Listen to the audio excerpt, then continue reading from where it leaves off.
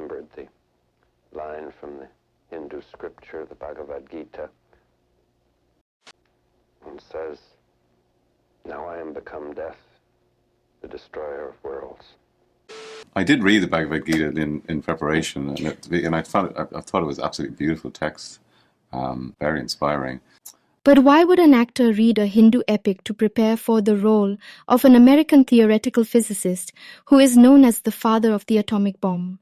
The father of the atomic bomb has many interests apart from developing deadly nuclear weapons. He is known to have picked up a hobby of reading classic Hindu mythology texts. Initially, he read the translations of epics and other scriptures. However, later he learned Sanskrit and read original texts of the Bhagavad Gita and Upanishads. The physicist called the Gita the most beautiful philosophical song existing in any known tongue. He listed the Bhagavad Gita among the 10 books that most shaped his life. In the text, Lord Krishna takes his divine form as Lord Vishnu while preaching to him why it was necessary for the Pandavas to fight Kauravas and other family members during Mahabharata. He was telling him that the war was necessary for the good to prevail.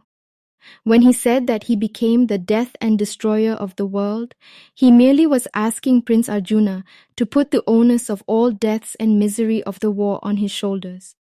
It was all happening with his wish. While quoting Bhagavad Gita, it looked like the scientist compared himself with Lord Vishnu.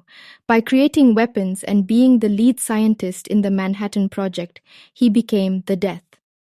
During Mahabharata, Lord Krishna inspired Arjuna to fight the war for a good cause, whereas the bombing of Hiroshima and Nagasaki led to the deaths of thousands of people, so that the US could emerge as the supreme power. After the war, Oppenheimer was haunted by the knowledge that he had helped to create a weapon that could kill millions of people.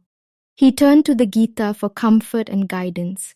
In particular, he was drawn to the Gita's passage about Krishna's transformation into the destroyer of worlds. The Bhagavad Gita's teachings on Dharma helped Oppenheimer to find peace with his role in the development of the atomic bomb. He believed that he had done what he had to do, even though it had terrible consequences.